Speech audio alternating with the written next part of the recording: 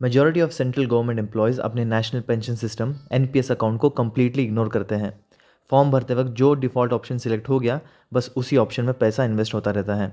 But remember, ये आपका hard earn retirement corpus है। इसको बिना देखे छोड़ देना आपकी सबसे बड़ी फाइनेंशियल गलती हो सकती है। आई एम नॉट सेइंग कि आपको रेगुलर चेंजेस करते रहना है, nor I am recommending any specific asset allocation.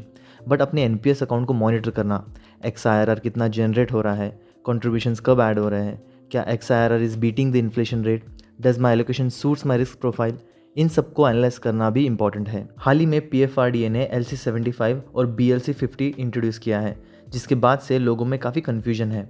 आज इस वीडियो में हम इन चारों life cycle funds LC75, LC50, LC25 और BLC50 को सबसे सिंपल लैंग्वेज में समझने वाले हैं। For central government employees NPS में आपका कंट्रीब्यूशन 3 सेगमेंट्स में डिवाइड हो जाता है। फर्स्ट है इक्विटी, सेकंड है corporate bonds and third is government bonds. Equity segment में हाईएस्ट वॉलेटिलिटी होती है। In simple words, fluctuation in prices happens quite often. आपका चूज़ किया हुआ fund manager will invest your money directly into stocks as per PFRDA guidelines. BSE NSE के top 200 stocks में as per their market capitalisation. Long term में यहाँ पर maximum returns possible होते हैं। कॉर्पोरेट बॉन्ड्स, बड़े प्राइवेट एंड पब्लिक कंपनीज को जब पैसों की ज़रूरत पड़ती है तो वो कई बार बॉन्ड्स इश्यू करते हैं और फंड मैनेजर्स इनमें इन्वेस्ट करते हैं in return for a fixed interest. यहाँ इक्विटी से कम बट गवर्नमेंट बॉन्ड से ज़्यादा रिटर्न्स होते हैं। गवर्नमेंट बॉन्ड्स, सिमिलरली सेंट्रल और स्टेट गवर्नमेंट्स को फंड्स की नीड होती है तो वो भी बॉन्ड्स इशू करते हैं और ये फंड मैनेजर्स इनमें इन्वेस्ट करते हैं फॉर फिक्स्ड इंटरेस्ट रेट। ये सबसे सेफेस्ट इंस्ट्रूमेंट है आउट ऑफ 3 क्योंकि ये गवर्नमेंट बैक्ड होते हैं। So let's first look at LC75। ये इनिशियली नॉन गवर्नमेंट सेक्टर्स को अवेलेबल था, बट इन लेट 2025 ये स्कीम सेंट्रल गवर्नमेंट एम्प्लॉयज़ को भी एक्सटेंड कर दी गई है। LC75 में 75% of A funds is invested into equity, 10% into corporate bonds and 15% into government bonds till you reach 35 years of age, and then it starts tapering down. आपका equity allocation every year decrease होता रहता है till you reach 55 years of age. LC50, इस scheme में 50% investment रहेगा in equity, 30% रहेगा इन corporate and 20% रहेगा in government bonds, same till you reach the age of 35, and then यहाँ पर भी इक्विटी एलोकेशन डिक्रीज होना शुरू हो जाएगा। एट 55 ईयर्स ऑफ एज ये स्टेबल हो जाएगा। LC25, सबसे कम इक्विटी एलोकेशन रहेगा इस स्कीम में, around 25%, 45% in corporate and 30% in government bonds. यहाँ पर भी सिमिलर टेपरिंग डाउन होगा। BLC50, ये scheme almost similar to the LC50 है, बट यहाँ पर जो टेपरिंग डाउन है वो स्टार्ट होती है after reaching 45 years of age. तो अपना एसेट एलोकेशन कैसे चूज़ करें, इसमें मैंने कुछ क्वेश्चंस आइडेंटिफाई किए हैं, तो आप भी इनको खुद से आंसर करने की कोशिश करें। फर्स्ट वन है मोटिव। हर इन्वेस्टमेंट के पीछे एक मोटिव होता है, रिटायरमेंट, खुद का घर, एजुकेशन, किसी का fire, financially independent, retire early, या किसी की मैरिज। तो एनपीएस का मोटिव तो क्लियर है, that is retirement. The second one is risk appetite. क्या आपको मार्केट्स के फ्लक्चुएशंस बॉदर करते हैं?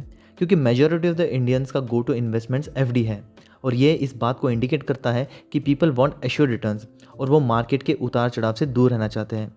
In short, they want mental peace.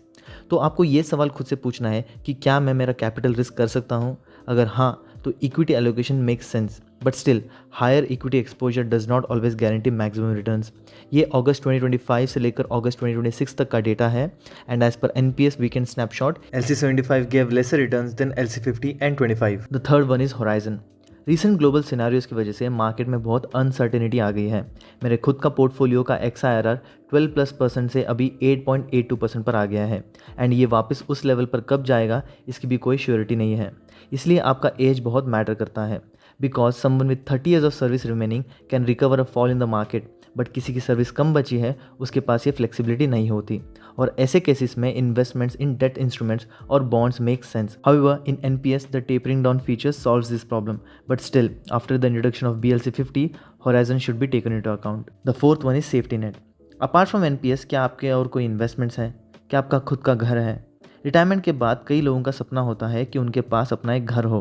तो एक इंडिविजुअल जिसके पास खुद का घर हो या और कोई इन्वेस्टमेंट्स हो जो उसके ऊपर हैवी बर्डन ना आने दे आफ्टर रिटायरमेंट, वो इंसान रिस्क ले सकता है with proper study and analysing.